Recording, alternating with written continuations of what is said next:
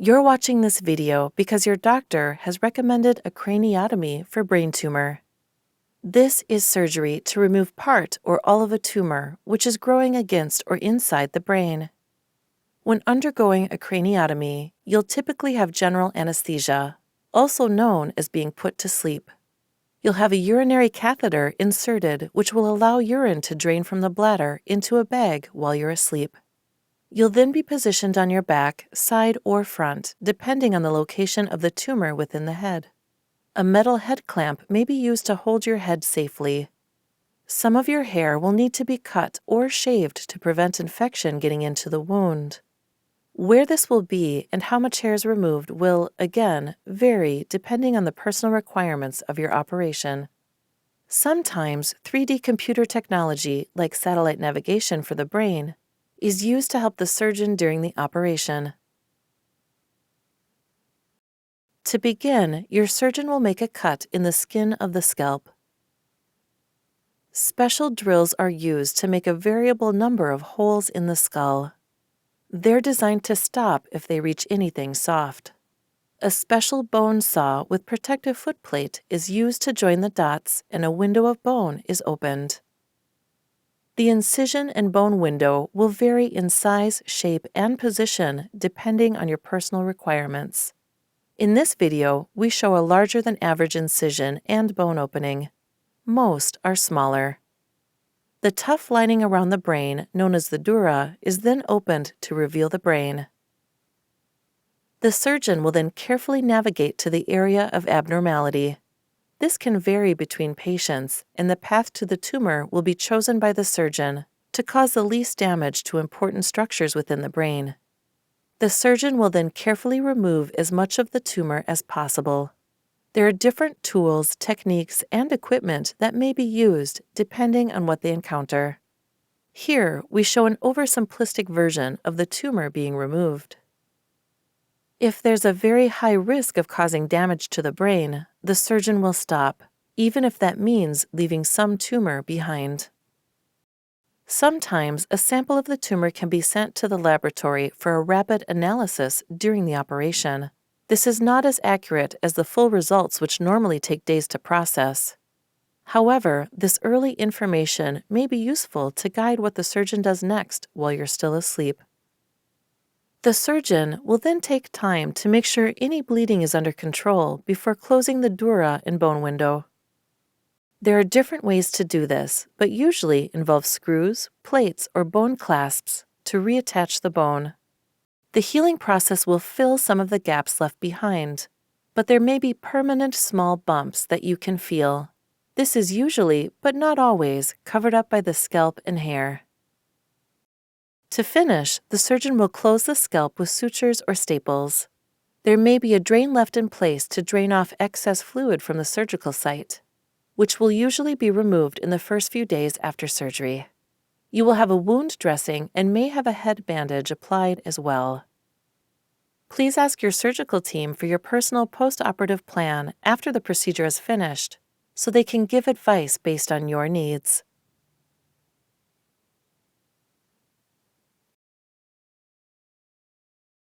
When considering whether to have a procedure or treatment, you should consider the potential benefits, the potential risks, and whether there are any alternatives available, such as medication, radiotherapy, less invasive procedures, or even not doing anything at all. You should take time to ensure you've considered all of this carefully. Between 1 and 5 in every 100 patients suffer from minor or treatable complications from this surgery, such as infection, which is when bugs get into the wound. You may need antibiotics to treat it. Bleeding or bruising. You may get a black eye if the bruising travels downwards. This usually resolves on its own over a few weeks. Seizures or fits, which are a sudden uncontrolled electrical disturbance in the brain. It can happen because of irritation to the brain during or after an operation. It's treated with medication that reduces seizure activity. Headaches. Some patients suffer from these after surgery. This is often temporary, but it may, unfortunately, be permanent.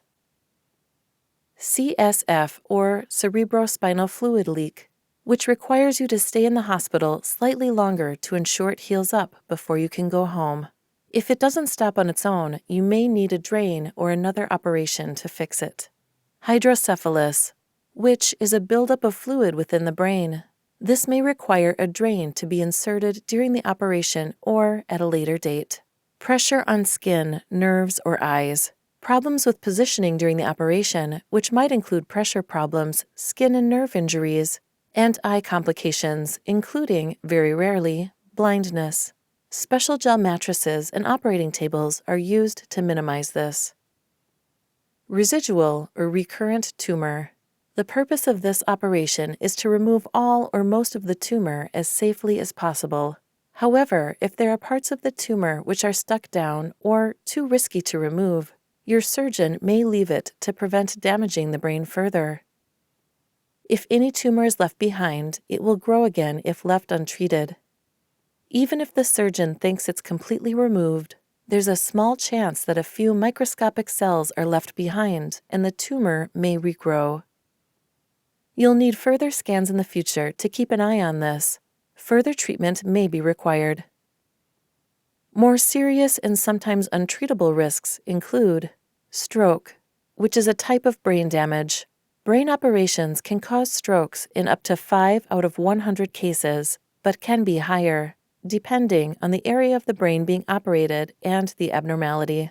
A stroke can lead to weakness, paralysis, problems with sensation, speech, memory, vision, concentration, or personality changes. If it's a large stroke, you may not wake up properly. The changes you experience will depend on the area of the brain affected. Different parts of the brain have varying functions and importance to your ability to live your life normally.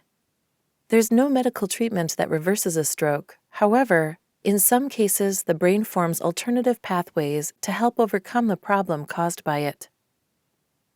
If you suffer a stroke, you may require a prolonged period of rehabilitation at a rehab center or even at home. It may significantly affect your ability to work and live your life fully. Medical or anesthetic complications, such as blood clots in your legs or lungs, which may affect your breathing, heart attack, and other medical or anesthetic problems can occur. Death. Rarely, death as a result of damage to major blood vessels or vital brain structures. If one of these uncommon risks turns into a complication, extra procedures may be required, such as blood transfusion or further surgery. Thankfully, for most patients, there'll be no complications. You'll be encouraged to mobilize as soon after the procedure as you can. Most patients go home within a few days.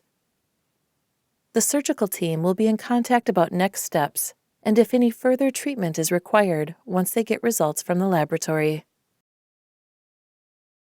The contents of this video are a general depiction of this procedure and the risks involved. It's not necessarily accurate for your personal situation.